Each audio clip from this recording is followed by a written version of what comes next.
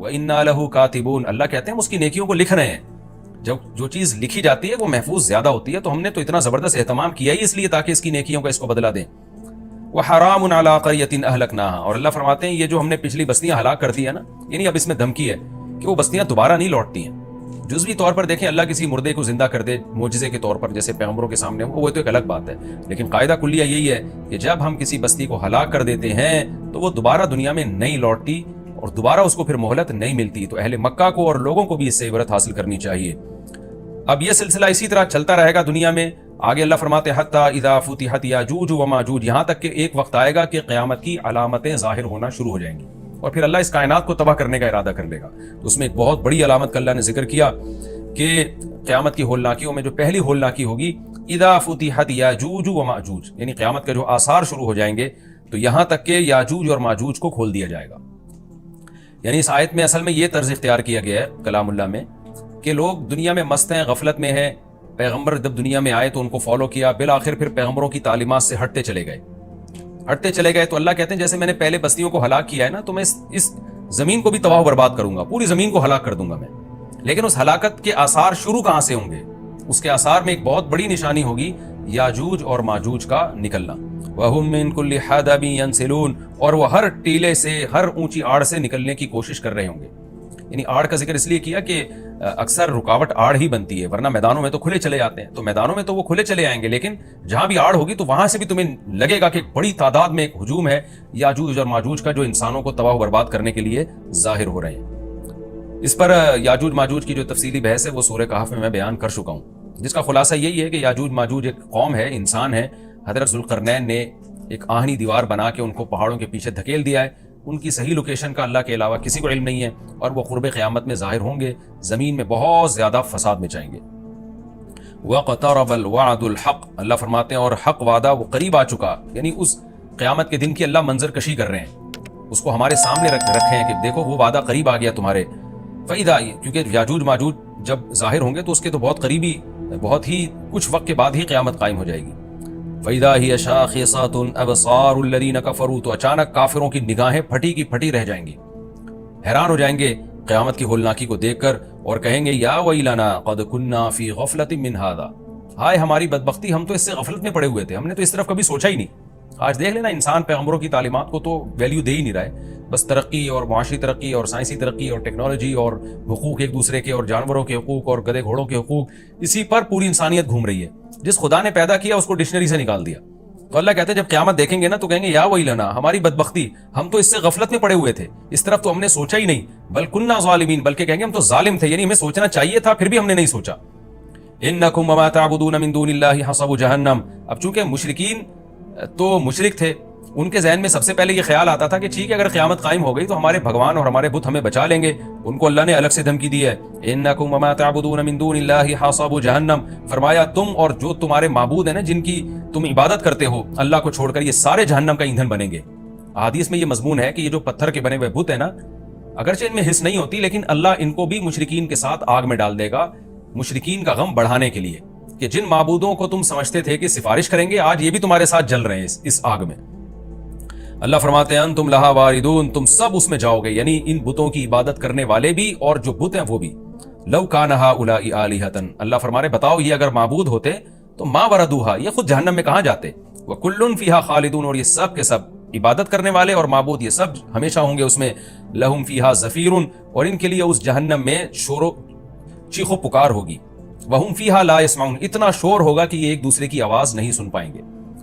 دیکھیں قرآن مختلف موقع کے مختلف درجات کو بیان کرتا ہے، حالات کو. قرآن ہی سے پتہ چلتا ہے کہ جہنمی ایک دوسرے سے بات بھی کریں گے، اور ظاہر ہے جب بات کریں گے تو سنیں گے بھی.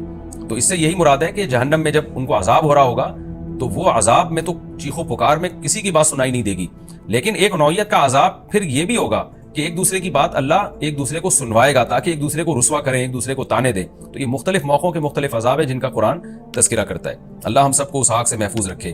اور یہ جو اللہ نے کہا کہ ان سب وہاں چیخیں گے پکاریں گے، تو علماء نے لکھا ہے اس سے وہ ان کے پتھر کے بنے ہوئے بت مراد نہیں ہے، کیونکہ ظاہر ہے وہ تو بے جان ہے، وہ کیا پکاریں گے. وہ معبود جو زندہ ہوں گے، جن میں شعور ہوگا، کیونکہ دنیا میں ایسے بھی لوگ ہیں جنہوں نے اپنی عبادت خود کروائی ہے لوگوں سے، جیسے فرعون نے کہا تھا انا ربکم الاعلی. تو چیخ و پکار ان معبودوں کی ہوگی جنہوں نے لوگوں کو اپنی عبادت پہ مجبور کیا یا اپنی عبادت کی ترغیب دی. ان الذین سبقت لہم من الحسنى. اب سوال پیدا ہوتا ہے اچھا جی عیسیٰ ابن مریم کی بھی تو عبادت ہوتی ہے, تو اللہ نے تو کہہ دیا کہ تم اور تمہارے جتنے جھوٹے معبود ہیں, جھوٹے خدا ہیں, سب کو جہنم میں ڈالوں گا. لیکن بہت سے بزرگان دین ہیں وہ ساری زندگی توحید کی دعوت دیتے رہے, لیکن مرنے کے بعد ان کی قبروں کو لوگوں نے عبادت گاہ بنا لیا, تو وہ بھی تو جھوٹے معبود تھے.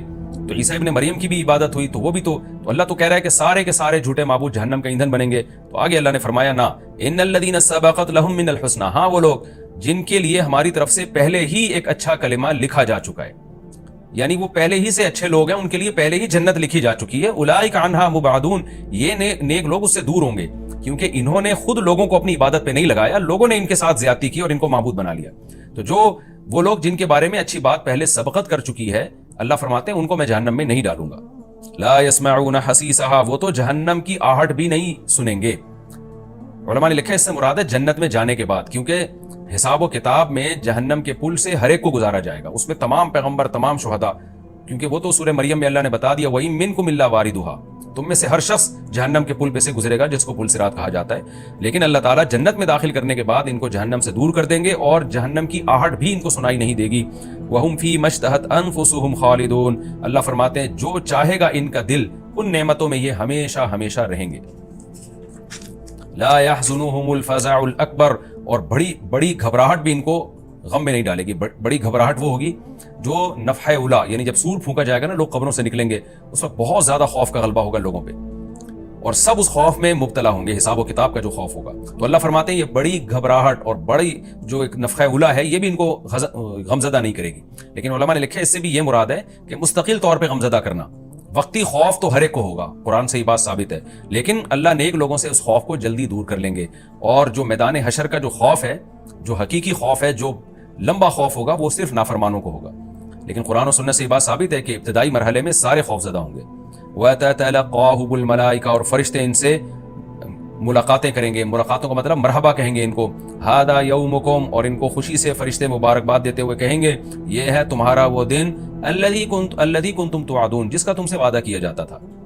یوم نطوی السماء کطی السجل للکتب, اللہ فرماتے ہیں ہم آسمان کو, کیونکہ جب پہلا سور پھونکا جائے گا تو ہم آسمان کو ایسے لپیٹ دیں گے جیسے دستاویز کو لکھی ہوئی تحریر کے لیے لپیٹ دیا جاتا ہے. کما بدأنا اول خلق نعید, جس طرح ہم نے اول خلق کی ابتدا کی تھی ہم اسی طرح لوٹا دیں گے. یعنی انسان حیران ہو رہا ہے نا کہ یہ اللہ تعالیٰ اتنی بڑی بڑی باتیں کر رہا ہے, میں آسمانوں کو لپیٹ دوں گا, میں یوں کر دوں گا, میں کائنات تباہ کر دوں گا, تو یہ کیسے کرے گا؟ اللہ نے فرمایا جیسے پہلی دفعہ کیا تھا دوبارہ بھی کر دوں گا میں, میرے لیے کیا مشکل ہے یہ کام. وعدن علینا, اور یہ ہم پر وعدہ ہے. کیسے چیلنج کر رہا ہے اللہ تعالیٰ, دیکھیں. یعنی انسان کہہ رہا ہے نہیں کچھ ہوگا, یہ سب ایسی باتیں ہو رہی ہیں, اور اللہ کہہ رہا ہے وعدن علینا, میں کر کے دکھاؤں گا. یہ انا کننا فاعلین, پھر اللہ نے تاکید کی ہم یہ کام کر کے چھوڑیں گے. لہذا اللہ کو چیلنجز مت دو, اپنے عمل کو ٹھیک کرنے کی کوشش کرو. اور اللہ اب مشرکین کو بھی دھمکی دے رہے ہیں کہ صرف دنیا میں نہیں, صرف آخرت میں نہیں, دنیا میں بھی نیک لوگوں کو میں غلبہ دوں گا. وَلَقَدْ كَتَبْنَا فِي الزَّبُورِ, ہم نے زبور میں یہ بات لکھ دی تھی من بعد الذکر, نصیحت کے بعد, کہ ان الارض يرثها عبادی الصالحون, یعنی اللہ نے پہلے نصیحتیں دی, احکام بتائے اور بتا دیا کہ میرے نیک بندے ہی زمین کے وارث ہوں گے. زبور کا تذکرہ شاید اس لیے کیا کہ داؤد علیہ السلام کو اللہ نے زبور دی, اسی میں اللہ نے بتا دیا, اور اللہ نے زبور میں یہ وعدہ جو کیا تھا پورا کر کے بھی دکھایا. داؤد اور سلیمان علیہ السلام کی خلافت اللہ نے پوری دنیا پہ قائم کر دی. تو اللہ فرماتے ہیں یہ بات ہم نے زبور میں لکھ دی تھی. اور یہ حدیث سے بھی مضمون ثابت ہے کہ جیسے مسلمانوں کا نشأت اولا ہوا, اللہ نے اسلامی خلافت کو دنیا میں قائم کیا, تو حضرت عیسیٰ ابن مریم کے دور میں اللہ دوبارہ کفر پہ اسلام کو غلبہ عطا فرمائے گا, اور یہ زمین کے وارث پھر اہل اسلام ہی بنیں گے. اور اگر ہم زمین سے مراد جنت کی زمین مراد لیتے ہیں پھر تو بالکل واضح بات ہے. آگے اللہ فرماتے ہیں ان فی ھذا لبلاغا لقوم عابدین, ہم نے جو مضمون بیان کیا اس میں جو لوگ اللہ کی عبادت اور غلامی کرتے ہیں ان کے لیے پیغام کا صاف صاف پہنچا دینا ہے. ان کو بات سمجھ میں آ گئی ہوگی. جو اللہ کو نہیں مانتے, اللہ کی عبادت پہ آنا ہی نہیں چاہتے, ان کو سمجھ میں بات نہیں آ سکتی. وما ارسلناک الا رحمۃ للعالمین, اور اے نبی ہم نے آپ کو تمام جہان والوں کے لیے رحمت بنا کے بھیجا ہے. کافر یہ سمجھتے ہیں کہ جب سے آئے ہیں ہمارے لیے ٹینشن بن گئے ہیں, ہم باپ دادا کے دین کو فالو کر رہے تھے, نہ کوئی جہنم کی بات تھی نہ کوئی اور باتیں تھی, تو وہ اشکال کرتے. اللہ نے فرمایا کہ ہم نے رحمت بنا کے بھیجا ہے تاکہ لوگ آپ پر ایمان لائیں, جنت میں جائیں, اپنی زندگی کو بھی سدھاریں, آخرت کو بھی سدھاریں, اور ایک دوسرے کے حقوق ادا کریں, زمین میں امن پیدا ہو. تو آپ رحمت کا ذریعہ ہیں. یہ نہیں مان کے آپ کو زحمت سمجھ رہے ہیں, تو یہ آپ کا قصور نہیں ہے, ان کا قصور ہے. تو اللہ نے انسانوں کو بھی بتا دیا کہ پیغمبر صلی اللہ علیہ وسلم تمہارے لیے رحمت ہے, ان کو زحمت مت سمجھو. اب چونکہ اس سورت کا مضمون ہی توحید ہے, اس لیے خلاصے کے طور پر اللہ اس مضمون کو دہراتے ہیں. قل انما یوحی الی, اے نبی اب آپ خلاصے کے طور پر ان کو یہ بات بتا دیجئے, چونکہ میری جو اصل دعوت ہے وہ کیا ہے, میری طرف وہی کی جاتی ہے انما الہکم الہ واحد, کہ تمہارا معبود صرف ایک معبود ہے, اسی کی عبادت کرنی ہے. فہل انتم مسلمون, تو کیا تم فرما بردار بنو گے ابھی اتنا کچھ سننے کے بعد بھی؟ فَإِن تَوَلَّوْا، اے نبی اگر یہ اب بھی آپ کی باتوں سے اعراض کریں، پیٹھ پھیریں، فَقُلْ آذَنْتُكُمْ عَلَىٰ سَوَاءٍ، تو کہہ دیجیے میں نے برابر طور پہ تمہیں بتا دیا۔ برابر کا لفظ کا مطلب ہوتا ہے صاف طور پہ، یہ محاورہ ہے، یعنی اردو میں بھی ہم کہتے ہیں اس طرح کی بات۔ تو ہم اے نبی آپ کہہ دیجیے میں نے تمہیں صاف طور پر کھلے لفظوں میں اللہ کا پیغام سنا دیا ہے۔ وَإِنْ أَدْرِي، اب مجھے نہیں پتا، اقریب ام بعید ما توعدون، کہ جس عذاب کا اللہ نے تم سے وعدہ کیا ہے وہ قریب ہے یا دور، کیونکہ بار بار نا وہ ایک ہی بات پہ اٹکتے تھے کہ پھر جلدی عذاب کیوں نہیں آتا، جلدی عذاب کیوں نہیں آتا، ڈیٹ بتائیں عذاب کی۔ تو اے نبی کہہ دیجئے میں نے پیغام پہنچا دیا، اب مجھے نہیں پتا عذاب جلدی آئے گا کہ دیر سے آئے گا۔ وَإِنْ أَدْرِي لَعَلَّهُ إِنَّهُ يَعْلَمُ الْجَهْرَ مِنَ الْقَوْلِ، اللہ جانتا ہے جہر والی بات بھی، وَيَعْلَمُ مَا تَكْتُمُونَ، اور جو تم چھپاتے ہو وہ بھی اللہ جانتا ہے۔ کیا مطلب؟ اللہ کا علم کامل ہے، تو جس کا علم کامل ہے اس کو پتا ہے کہ قیامت کب آئے گی۔ میرا علم کامل نہیں ہے تو مجھ سے کیوں پوچھتے ہو، اور اللہ مجھے نہیں بتاتا کہ کب آئے گی۔ جتنا اللہ نے بتایا وہ میں نے تم تک پہنچا دیا۔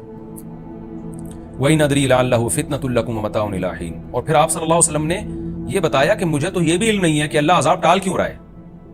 اس لیے ٹال رہا ہے کہ تمہیں آزمائش میں ڈالنا چاہتا ہے وہ، یا اس لیے ٹال رہا ہے کہ اللہ تمہیں کچھ دن نعمتیں مزید دینا چاہتا ہے۔ یعنی آزمائش تو یہ ہے کہ عذاب ٹلے گا تو تمہاری آزمائش ہوگی، تمہیں غور و فکر کا موقع ملے گا، کچھ لوگ ایمان لائیں گے، کچھ نہیں لے کر آئیں گے۔ عذاب فوراً آ گیا تو سارے جہنم میں چلے جاؤ گے، تو یہ تم پر رحمت بھی ہو سکتی ہے اللہ کی طرف سے کہ مہلت دے رہا ہے، بہت سے ایمان لے آئیں گے، اور یہ بھی ہو سکتا ہے کہ اللہ تمہیں آخرت میں پکڑے گا اور دنیا میں کچھ نعمتیں دینا چاہ رہا ہے۔ یعنی فتنۃ لکم کا مطلب یہ ہوا کہ ہو سکتا ہے آزمائش ہو، کچھ کامیاب ہو جائیں کچھ ناکام ہو جائیں، اور متاع الی حین کا مطلب یہ ہو سکتا ہے کہ اللہ تمہیں فائدہ پہنچانا چاہ رہا ہے کیونکہ آخرت میں تمہارے لیے عذاب ہے۔ تو ان دونوں میں کون سا پہلو اللہ کے سامنے ہے؟ نبی فرما رہے ہیں کہ مجھے معلوم نہیں ہے۔ تو جسے یہ معلوم نہیں کہ عذاب ٹالنے کی ریزن کیا ہے، وہ عذاب کا ٹائم کیسے بتا سکتا ہے؟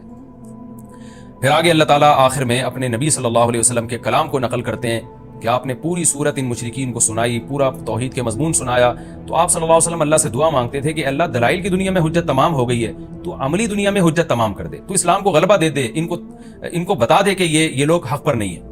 تو اللہ نے نبی کے اس کلام کو ذکر کیا، قال رب احکم بالحق، نبی کہتے ہیں کہ اے اللہ تو حق کے ساتھ فیصلہ کر دے، یعنی پریکٹیکلی عملاً فیصلہ کر دے۔ اور نبی یہ دعائیں بھی مانگتے ہیں، وربنا الرحمن، ہمارا رب رحمان ہے، رحم کرنے والا ہے، المستعان، اسی سے مدد طلب کی جاتی ہے، علی ما تصفون، ان باتوں پر جو تم لوگ کرتے ہو، یعنی تم جو اعتراضات کر کے مجھے تکلیف پہنچا رہے ہو تو میں مدد اللہ ہی سے طلب کرتا ہوں۔ تو یہ تسلی کے دو جملے ہیں جو اللہ کی طرف سے، کہ باقی اللہ نے عملی فیصلہ کیا، پھر بدر میں کیا، احد میں کیا، اور پھر خندق میں کیا، فتح مکہ میں کیا، لیکن نبی صلی اللہ علیہ وسلم شروع سے ہی یہ دعائیں مانگتے آ رہے تھے۔ اس میں ہمیں بھی ترغیب ہے کہ جب ہم دعوت کا کام کریں تو اللہ سے یہ دعائیں مانگا کریں کہ اللہ تو حق کا فیصلہ کر اور تجھی سے ہم مدد طلب کریں گے۔ اور یہ بات آپ مشرکین کو بتا بھی دیں کہ ہم اللہ ہی سے دعا مانگتے ہیں، اور ہم تم جو ہمیں مشکلات میں ڈال رہے ہو، ہم اس میں اللہ سے مدد طلب کرتے ہیں۔ ظاہر ہے جو اللہ پہ اعتماد کر کے اللہ سے مدد طلب کرے گا تو پلڑا بالآخر اسی کا بھاری رہے گا، فتح اور نصرت اسی کے مقدر میں آئے گی۔ یہ بھی ہمارا رکوع الحمدللہ کمپلیٹ ہو گیا۔ اس رکوع میں بھی اللہ نے بہت اہم مضامین کو بیان کیا۔ ایک تو یہ کہ نیک اعمال پہ ایمان کے ساتھ نیک اعمال قابل قبول ہیں، بستیوں کو اللہ ہلاک کر دیتے ہیں، دوبارہ زندہ نہیں کرتے اللہ ان بستیوں کو، اور نام و نشان مٹ جاتا ہے ان بستیوں کا۔ اور قیامت کی ہولناکیوں کا اللہ نے تذکرہ کیا کہ پہلی علامت یاجوج ماجوج کا ظاہر ہونا ہوگا، وہ خود سائنس کے لیے ایک چیلنج ہوگی، بہت بڑا چیلنج ہوگی۔ اور پھر آہستہ آہستہ قیامت کی علامتیں آئیں گی تو اہل کفر کی آنکھیں حیرت سے پھٹی کی پھٹی رہ جائیں گی، اور وہ کہیں گے ہمیں تو اس کی توقع ہی نہیں تھی۔ پھر اللہ ان مشرکین اور ان کے معبودوں کو اٹھا کے ان کے ساتھ جہنم کا ایندھن بنائے گا، اور ان معبودوں کو بچا لے گا جن کو ان کی مرضی کے بغیر معبود بنایا گیا، یعنی عیسیٰ ابن مریم اور جو بزرگان دین قبروں میں لوگ ان کی قبروں کی عبادت شروع کر دیتے ہیں، ان کے بارے میں اللہ نے فرمایا کہ وہ جہنم کی آہٹ بھی نہ سنیں گے۔ اور پھر اللہ تعالیٰ نے بتایا کہ ہم نے زبور میں یہ بات لکھی ہوئی ہے کہ نیک لوگ ہی میری زمین کے وارث بنیں گے، لہذا کفر اس خوش فہمی میں نہ رہے کہ ہم اسلام پہ غالب آ جائیں گے، بالآخر اللہ اہل اسلام کو غلبہ دے گا۔ اور اس میں ایک اہم ترین آیت یہ بھی ہے کہ اللہ نے پیغمبر صلی اللہ علیہ وسلم کو رحمت للعالمین بنایا ہے۔ کاش یہ بات آج کافر کی سمجھ میں آ جائے کہ اسلام آپ کے لیے رحمت ہے، عذاب نہیں ہے۔ لوگ اکثر یوٹیوب پہ میں نے دیکھا کمنٹس کر رہے ہوتے ہیں غیر مسلم کہ ہم اسلام سے بچے ہوئے ہیں، عیش کی زندگی میں ہیں۔ بھائی آپ اسلام میں آؤ گے تو آپ کو خوشیوں والی زندگی ملے گی، کیونکہ اللہ نے محمد صلی اللہ علیہ وسلم کو جہان والوں کے لیے عذاب نہیں بنایا بلکہ جہان والوں کے لیے رحمت بنایا ہے۔ اور آخر میں برات ہے کہ پھر بھی نہیں مانتے تو اے نبی آپ ان سے کہہ دیجئے کہ میں نے پیغام بھی پہنچا دیا ہے اور میں دعا بھی اللہ سے مانگتا ہوں، اور میں یہ تو بتا سکتا ہوں عذاب آئے گا، عذاب کا ٹائم میں نہیں بتا سکتا۔ اس طرح کی اور ویڈیوز کے لیے ہمارا چینل مفتی صاحب آفیشیل سبسکرائب کریں۔